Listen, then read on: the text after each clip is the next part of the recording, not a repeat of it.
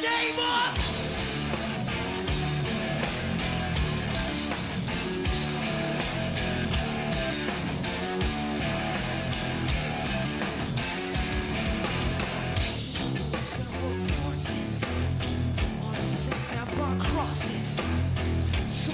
That work forces on the sick and burn crosses. Some of those that work forces on the sick and burn crosses. Some of those that work forces on the sick and burn crosses. Yeah. Killing in the name of. Killing in the name of.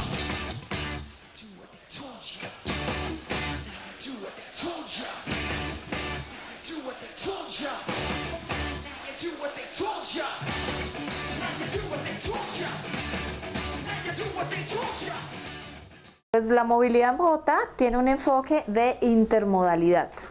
¿Esto qué significa? Viene desde documentos de planeación anteriores, pero se consolida con el plan de desarrollo distrital que está vigente.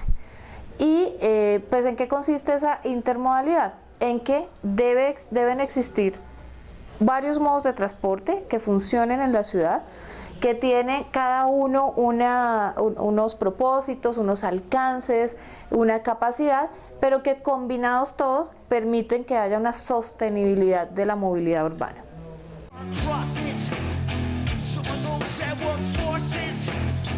Bogotá, como en muchas ciudades latinoamericanas, siempre preponderó un modelo de transporte basado, por una parte, en el bus, casi que como solución exclusiva para el transporte público, y en cuanto al transporte particular, pues el vehículo individual, el vehículo donde va una persona que todavía, digamos, se ve bastante en la ciudad. Pues, ¿qué ha habido detrás de eso? En primer lugar, un modelo que nos importamos de Estados Unidos, como le pasó a muchas ciudades latinoamericanas, porque allá, digamos, desde el siglo XX, a mediados del siglo XX, después de la Segunda Guerra Mundial y demás, se consolidó un esquema en que a la gente se le convenció de que había que ir a vivir lejos de los centros de las ciudades. Los centros de las ciudades se volvieron como sinónimos de desorden, de inseguridad, de maleantes, etc. Entonces, los agentes inmobiliarios comenzaron a promover que la gente comprara casas en los extramuros de la ciudad, y se vendió la gran promesa de unas autopistas que iban a ser muy rápidas, que conectaban a la gente velozmente, que así sus predios se iban a valorizar, y eso fue un negocio, un boom del negocio inmobiliario en Estados Unidos. Esto sumado al modelo del carro como el que da estatus. Incluso en las ciudades latinoamericanas se perdió la infraestructura ferroviaria, a diferencia de lo que ocurrió en Europa, que se mantuvo, que se están construyendo metros desde hace 150 y 100 años, como el metro de Londres, el metro de París y muchos otros. Y entonces aquí construimos un modelo imitando a Estados Unidos, basado en el automóvil. De hecho, el diseño de nuestras vías urbanas corresponde a los manuales de diseño de vías de las grandes ciudades estadounidenses. Me parece que históricamente una de las debilidades del proyecto de construcción de Estado-Nación en Colombia ha sido el que el Estado no ha logrado constituir un proyecto público de transporte, de sistemas de movilidad a escala nacional. Desde comienzos del siglo XX, que aparece como una necesidad de la sociedad el hecho de la movilidad, el factor social de la movilidad, pues ha estado sobre todo en manos del sector privado, que le ha impuesto al Estado una serie de condiciones y ha hecho del transportarse y movilizarse en las ciudades fundamentalmente un negocio, y en ese sentido ha sido un esquema de negocios el que ha predominado a lo largo de la historia del siglo XX y lo que llamamos del siglo XXI. El esquema de propiedad de la movilidad está distribuido en 9 conglomerados y en un puñado de familias que históricamente han controlado, han centralizado las decisiones, los intereses económicos y políticos, porque algunas de estas familias tienen representación, por ejemplo, en el Consejo e incluso en las instancias del Congreso. Creo que hay un tema central y es que el SITP dejó un poco el control de la operación a los operadores. Y entonces, frente a cómo están conduciendo la gente del SITP, cómo están comportándose los conductores cuando transportan a las personas, digamos, todo el tema de la operación en vía, eso quedó centralizado en manos de los operadores, a diferencia de lo que ocurre con la operación troncal, donde Transmilenio sí, digamos, tiene más detalles y más decisión sobre toda esa operación. Yo creo que ahí hay que tomar unas medidas, porque, por ejemplo, tenemos una cantidad de accidentes y de varados del SITP que no es sostenible, que hay que corregir.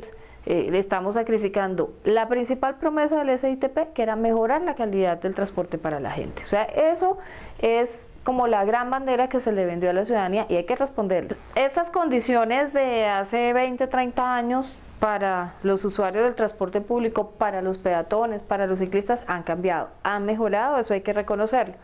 Aunque hay que hacer muchos cambios puntuales en el SITP y por supuesto en el funcionamiento de las troncales y en general en toda la movilidad en la ciudad. Pero ha habido cambios, el plan maestro de movilidad, incluso las leyes nacionales, el plan, en este caso el plan de desarrollo distrital, priorizan el peatón, priorizan el ciclista y el usuario de transporte público. Hoy en Bogotá hay más de 650.000 viajes en bicicleta. Entonces no podemos digamos, hacer que la ciudad sea hostil con los ciclistas. Lo que necesitamos es de alguna manera premiarlos, incentivarlos para que sigan en la bicicleta y no para que cansados se bajen de la bicicleta, compren una moto o un carro y la ciudad se haga más congestionada y más contaminada. Entonces digamos que esos planes, esas intervenciones de movilidad, el mismo diseño de las vías, el hecho que haya un metro integrado o que esté ese proyecto del metro integrado a los demás sistemas de transporte, que hoy haya proyectos de bicicarriles, que hoy haya proyectos donde el peatón, las paradas, etcétera, se deben integrar al SITP, al transporte masivo y al metro, pues muestra que vamos avanzando hacia allá. Nos falta mucho, pero las prioridades son claras. El actual sistema de movilidad, sobre todo que va a ser emblemático como funciona el SITP, diríamos que, quisiera como presentar algunos datos generales, ¿no? En Bogotá, una ciudad de casi 8 millones de habitantes, circulan en las calles de la ciudad en este momento tal vez unos 15.000 vehículos de servicio público. Por ahora 6.000 del SITP que aspiran a ser llevados a 10.000 personas para movilizar cerca de 2 millones de personas. Cerca de 60.000 taxis, pero en los últimos 10 años, y ese es un fenómeno que parece ser tendencial, pasamos de la existencia de 500.000 carros particulares al 2014, que según los últimos datos aportados por Secretaría de Movilidad, hay en Bogotá cerca de 1,5 millones de carros particulares. Y en ese sentido, el 70% de las rutas de la ciudad están ocupados por el carro particular. No quiere decir que 1.500.000 bogotanos tengan carro. Más bien hay familias que tienen 4 o 5 carros para sus necesidades particulares, pero la gran mayoría de la población bogotana se transporta en el sistema público que apenas ocupa el 30% de las vías. En ese sentido, el problema de la movilidad es para el que no tiene. ¿Quiénes son los que se transportan en Transmilenio y se van a empezar a transportar en el SITP? Fundamentalmente trabajadores.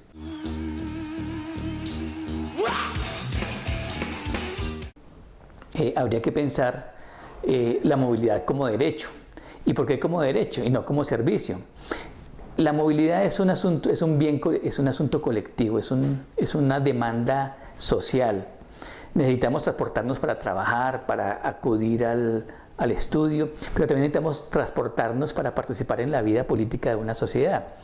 Como parte del derecho de la ciudad, creo yo, la movilidad, es decir, no solamente el acceder en tarifas racionales para la gente, con precios acordes a los ingresos de las personas. Bogotá tiene una de las tarifas más altas en transportes de movilidad en América Latina.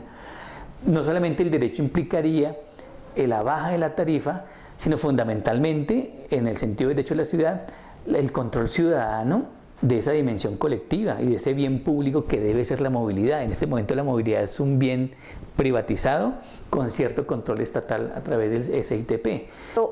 El transporte público tiene que permitirle a las personas movilizarse con toda la dignidad y con toda la seguridad. En una ciudad grande, pues digamos significativamente densificada, etcétera, donde convivimos 10 millones de personas y uno cuenta las personas que vienen de otras ciudades, necesitamos que la gente se mueva con dignidad, que el transporte público sea una opción, que no se recarguen tanto los sistemas, que la gente comience a ver que la alternativa individual es la única que le resuelve.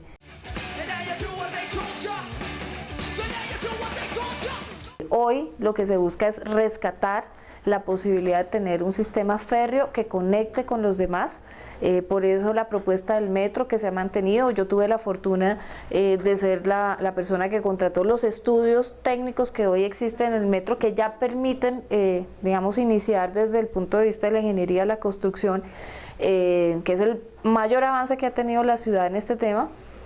Y pues digamos lo que se propone para la ciudad no es una línea de metro, la que originalmente pues era de estos 27 kilómetros, sino una red de metros en Bogotá.